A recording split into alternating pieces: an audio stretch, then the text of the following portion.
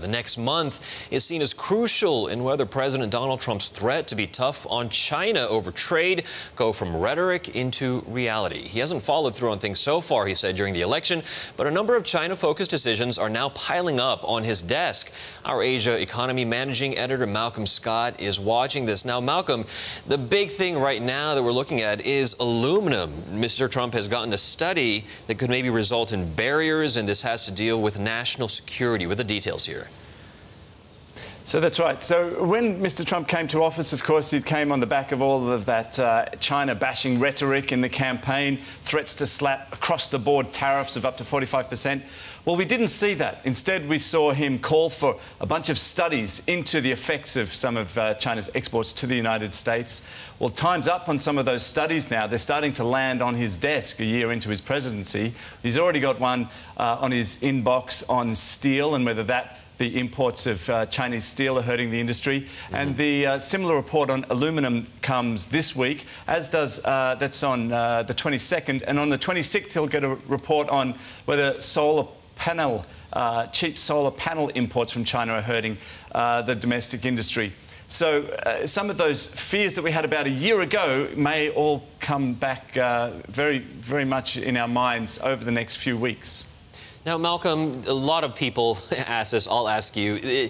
There is really no win-win here when it comes to U.S.-China trade, though, is there? I mean, if you hurt one side, something else is going to happen. Like with solar panels, for example. You stop the solar panels coming in from China, it actually then hurts the installers, for example, here in the United States. So what are your thoughts? What are your thoughts on this in terms of, is there an absolute winner? Well, that's certainly the Chinese message. I mean, they haven't been quiet on this front. They're saying that, everyone loses in the trade war. But, Mr. Trump did promise action, and so far there hasn't been much.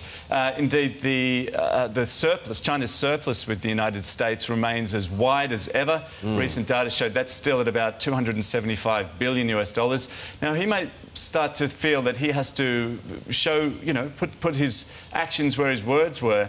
And this next month is a real chance for him to do so. Don't forget the State of the Union's coming up.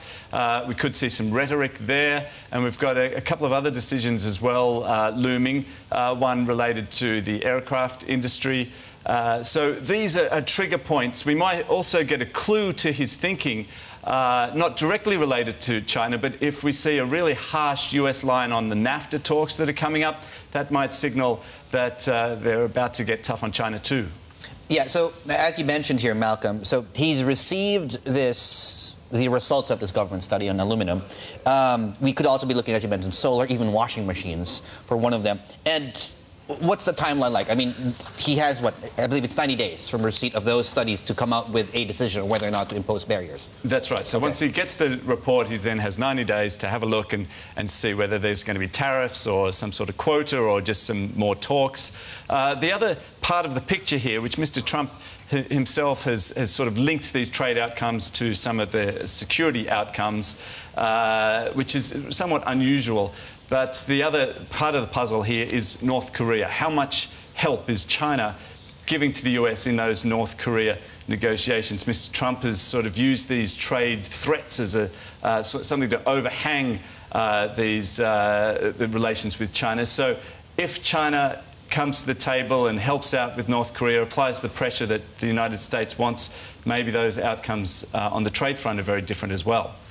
I believe the last trade report that came out of the National Bureau of Statistics, they even highlighted the fact that they have seen a drop, or they did drop their exports, China to North Korea, of course. Now, in terms of the key dates to watch, you mentioned 26th of January is one to watch. What other dates should we be watching here over the next few weeks? Well, we've got the 30th is the State of the Union. That's going to be very important symbolically. Early February, we've got that decision on washing machines. So there's plenty of these trigger points, but two of the most important ones are this week, the 22nd on aluminum and the 26th on solar.